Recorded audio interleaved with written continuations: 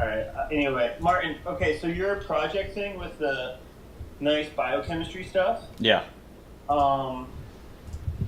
So is there? How do I explain this? I'm not a biochemist, so I don't know how to explain this properly. Maybe you can explain it to me. Is there how does someone find out if that's medicine? Like, it's kind of like a good sandbox question. tool, but like, what makes it so it's a medicine? It's a good question, and I would also just mention that you can make a pesticide with this thing. You can make a drug for animal products. You can make a drug for just to be used in China or Japan.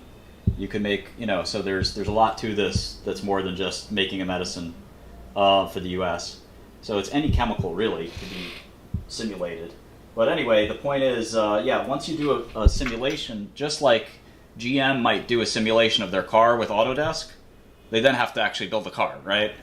So the simulation is a useful tool, but it's just a tool. I mean, it's the same way, you might sketch something out in Figma or Canva or Photoshop, and then you might build it in real life or something like that. So there's definitely, a couple of ways to sort of think about it and look at it. Again, it's very useful. They could become, you try it out in real life, and if it's a good medicine in real life, you're off to the races. But sometimes you make it a simulation, and you try it out in real life, and it actually doesn't work. So that happens all the time. So basically, it's just a visual tool to help express the mind. It's not exactly a visual tool, though, because it's a simulation tool, because the physics, if it were only visual, it wouldn't be too useful. So the tool calculates the energy complex, and so it can tell, how magnets repel each other, their poles. I know that. Well, that's the way, it sort of works in chemistry with this kind of stuff, except the calculation is very complex and difficult. And so if you calculate it, let me actually, you could sort of stream my YouTube, showing my YouTube right now real quick. I think that's a play button. So what's the next step in all this then? Well, let me just maybe it's too much detail for you, but I think some people are curious. Yeah. So this is a protein called ACE, angiotensin converting enzyme, and ACE will basically create something called angiotensin, which will increase your blood pressure. It's a vasoconstrictor. So this drug in the middle is called lisinopril. Millions of people take this medicine as a pill. You get old enough, you'll take it too, and it lowers your blood pressure. And so by stopping this enzyme from doing its job, this drug in the middle kind of acts like a lock in the key, or like a piece of gum in the lock. Like, it makes it so electrostatically this enzyme is not able to do its job. And so the calculation of what molecule exactly fits in perfectly is complicated. And when you zoom in, you could see the electrostatic interactions. These dotted lines are forcing this enzyme to stop working. And so basically, this is a great drug. Could you make a slightly better lisinopril? Probably. I'm looking at this right here. This group could be changed, and it'd probably be even stronger. And you would get a new patent, and you could make a new medicine potentially. Or it might not work. In my theory, it could be wrong. So, or you could buy the patent, and then you could raise the price of it. Well, that's something I would never do. But the point is, this could be a malaria enzyme that you're trying to inhibit to stop and cure malaria. This could be an Alzheimer's protein where you could, there's not been a good drug for Alzheimer's ever, and most people think that's the biggest gold mine, the biggest trophy that you could have in pharma right now is a new Alzheimer's drug. Or it could be a pesticide for a terrible bug that is killing off, coffee crops. It could be a drug for a certain rare animal disease, perhaps for your dog. It could be a plastic or some other polymer as well. So this tool can be used to simulate lots of different chemical environments. Medicine's only one of those environments. It's up to the user. Shkreli, Yeah. Do you know what terpenes are? Sorry? Terpenes? Is something to do with a turkey, perhaps?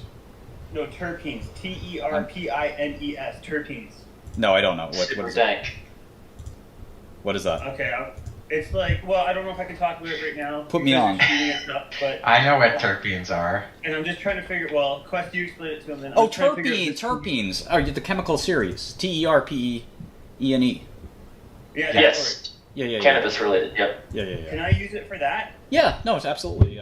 Theoretically, you could. In fact, we got somebody, an academic focused on psychedelics, reached out to us. So, Okay. you know, Who's that? Can you message me? it's not that important. But the point is, in fact, I can show you right now. Okay, do that. I want to see, please. Sure. So 5-HT2A is, here's a hallucinogen, 6-WGT. So I'm going to put 6-WGT. So I Googled the protein, right? And I'm looking for something called a PDB file. The PDB is a protein data bank. So in this PDB file, you have the three-dimensional structure of the human enzyme and the, what's the wrong thing? And the drug, often in so-called complex. If it's in complex, I don't know what I'm doing here. Something weird going on with my system. I haven't even seen this before. Anyway, so this is theoretically the drug that, gets the user in a different state of mind. And let's put this into our software, 6-WGT.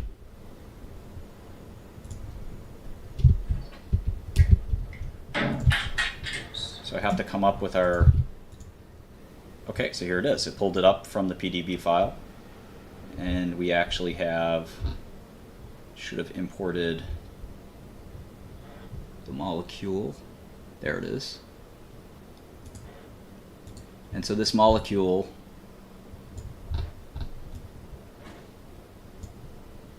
You just spelled it wrong. what do you mean? Me? I spelled it wrong. So this molecule is a theoretical hallucinogen, according to the brief thing I've looked at. And again, derivatives of this hallucinogen could be made using the software, or at least studied. Perhaps to make an anti-abuse version, perhaps to make, study its effect on animals, things like that, but certainly could be used for research purposes. So anyway, the point is,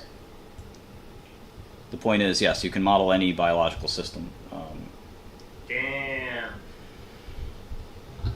Any small molecule interaction with a protein, I would say, but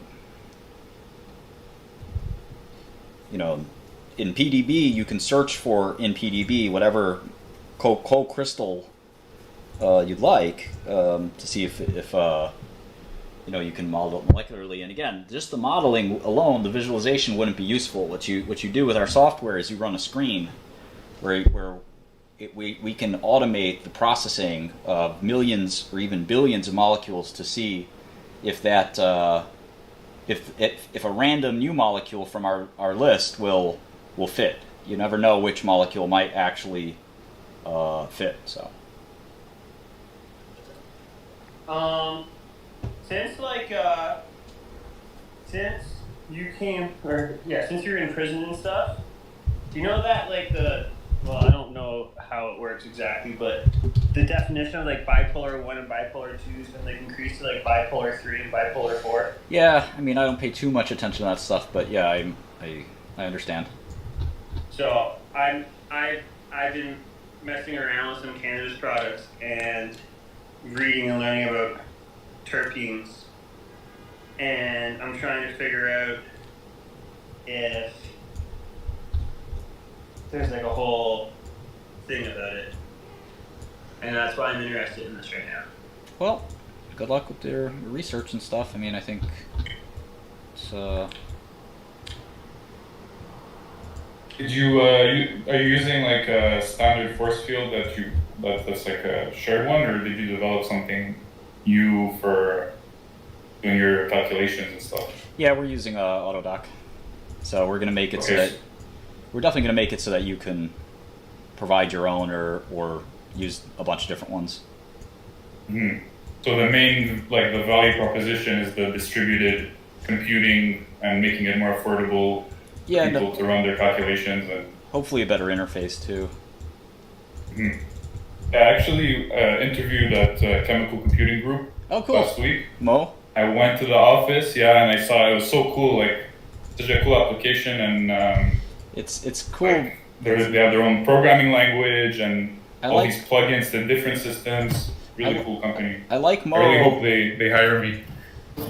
Mo has a lot of issues. I like it, but it's definitely has some issues. Expensive, or it's not just expensive. Their licensing model is really weird. Again, it's probably a good conversation offline. I don't want to disparage. It's good software. Okay. I've used it many times. So yeah, it looks fun to use, and the graphics look really good. That's the main thing. Is it's got a beautiful UI, but it's certainly not web based, as you know. And then it has some other. I heard they were talking about starting to deploy it on web. And the challenges that come with that, obviously, if you're trying to get dynamic results, like you need to wait for a response from their computer. So how do you handle that? All kinds of things. But I think they're going to try to move that way, from what I heard, from what I understood. I think that they're going to have to change their business model then, because as of now, it's quite expensive. So anyway, lots of potential for them, but also a lot of risk. Good product though. Nothing. I'm not talking shit about them or anything. It's a really good the really smart people there, man. I interviewed with these people, and they're like really they're real nerds, so to speak. Yeah. It was nice. It was refreshing to finally see some people like that. Yeah. Hey, question on that, Martin. I know you didn't want to go into too much detail, but can you kind of say something directional about the licensing model that maybe is different or could be improved? About our competitor?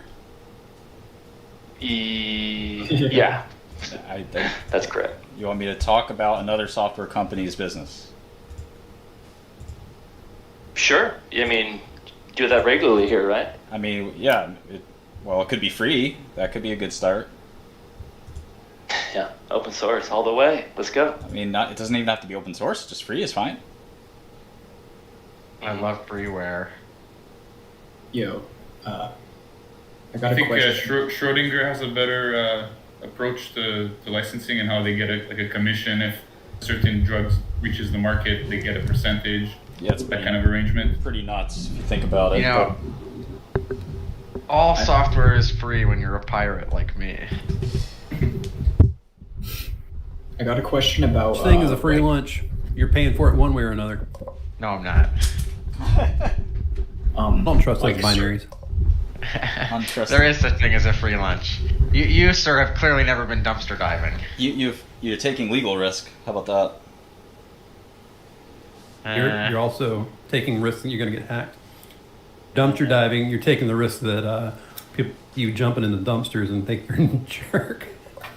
I don't know. I think dumpster diving is pretty epic. I don't think you have any real rebuttal to dumpster diving. No, there's reputation risk there for sure. Plus, Reputation? also risk getting shit all over you. What do you mean? I think highly of people who dumpster dive. I'm gonna think more of you as a person if I know you go dumpster dive. I believe you do.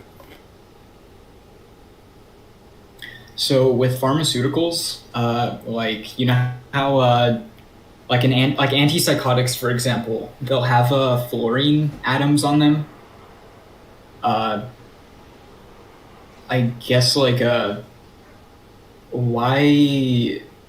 What does like adding a halogen do to a molecule? Like why do they decide to add a halogen versus like something else? Is it like, does it make the medication more effective? No, it's so halogen is isosteer for hydrogen. So in essence, it'll slow down the metabolism of hydrogen. So instead of a CH3 moiety, you could have a CH2F, and that hydrogen is easily hydrolyzed, whereas the fluorine is not. So it'll extend its half-life usually a little bit. What? Okay. Whoa. It kind of seems like a chemists are just like throwing like random shit at like Yeah. pharmaceuticals, That's but that what we makes do. sense. That's what we do until we get the perfect drug. But there's like reasons, right? Of course, but there's two or three pieces. You have to optimize a lot of different things all at once. So you have to optimize affinity, right? But you also have to optimize ADMET, so absorption, distribution, excretion, metabolism, and also toxicology. So if you have a problematic, say you have on a scale of 1 to 10, you have a binder that's a 10, but it has a side effect liability. You don't want that binder, obviously, right? Then you have one that's maybe an 8, but it's got really weird metabolism or very short half-life. Then you have one that's a 7, but it's got all the rest perfect 10s. I would go with the 7. And they call it like promiscuity, right? If a certain molecule binds to too many sites, it's not good. It's like too many different proteins. Or too short of a half-life, too small a bioavailability. You know, there's so many different pieces that you can look at. So, you know, and you can't necessarily predict. Some of it's rational, some of it isn't. I mean, sometimes you say, well, we swap this methyl for an ethyl, and it fit in the pocket better, so it's a better binder. And sometimes you swap it for, you know, I don't know, any other kind of like substituted heterocycle, and then you know, all of a sudden get this really weird property you didn't expect, and you just shrug your shoulders and keep moving, keep it moving. Yeah. So, you know, the reality of the structures, for example, in PDB or whatever, it's crystal structures, and proteins aren't in nature crystals. They're moving and they're opening, closing, constantly dynamic, so you can't really even rely on crystal structures. Yeah, and that's why 100% to understand. We also have the molecular dynamics suite, which we haven't shown yet. So there's definitely a mix. Oh, cool. Yeah. You see the wiggling and stuff. Absolutely. That's fun. Yeah. So you know, it's going to be a fun project and a fun company. I mean, I think you know, I'm just happy that the investor community is kind of overwhelmed us with interest. So you know, I'm really proud of that. Sometimes you wonder if you build it, if they will come. And you have to sort of like trying to almost like turning away people from don't have time to talk to everybody. Yeah, it'd be awesome, like for students and stuff to use tools like that, because unless you're on campus or you're logged in, you can't necessarily use the tools that are available through Yeah, exactly. school. I mean, even people at Pfizer can't. I mean, if you're making 150 grand as a chemist at Pfizer, you think Schrodinger, you know, they're really going to pay 50K for a Schrodinger license? You know, that's a third of your salaries just for a piece of software. Big investment. Yeah, so they might say, listen, you get the Schrodinger and your 3 lab assistants don't. You all have to share. And it's like, well, I wish my lab assistants could have it too. And it's like, oh no, you all have to share the same login on one computer. It's like they're going to be the Schrodinger workstation. You can only access it at work. It's like, this is all bullshit, you know? Just go to druglike.com. That's the hope, at least. You know, we're still only 8 weeks in. New quote, this is bullshit. Just go to druglike.com. When you first started like getting into business stuff, or I don't really know, like how much sleep did you get? Like when you were first like grinding all this shit out. Sleep, like SLEEP? Yeah. You mean in the last 2 months or before? Oh, like when you were like very first starting out, like with all of this, with everything, like, yeah. Were you talking about early in my career or just coming back from prison? Yeah, early in your career, yeah. Yeah, I mean, I worked pretty hard. I don't know, 6-7 hours a night of sleep. I mean, full night. You know, not on weekends. I would relax a little more than that, but you know, during the work week at hedge funds, you got to be up pretty early. I don't think most people, their productivity isn't determined by how much they work. And productivity in a creative endeavors it's very difficult, because you can have a huge creative leap that makes you 50 times more productive than somebody else that maybe is burning the midnight oil. And a lot of those midnight hours are not very productive anyway. So, you know, I don't think it's about how many hours you put in. I mean, you still have to work extremely hard, don't get me wrong. Yeah. But, you know, anybody who's, you know, getting 4 hours of sleep or something isn't being healthy. I mean, every now and then you got to push, but I think, you know, that's not... Yeah, quality never replaces quantity. Right. Or quantity never replaces quality. So it's kind of more about like those like moments where like the information clicks with you, or where you get like eureka moments, I guess. Yeah, Like plus you work. need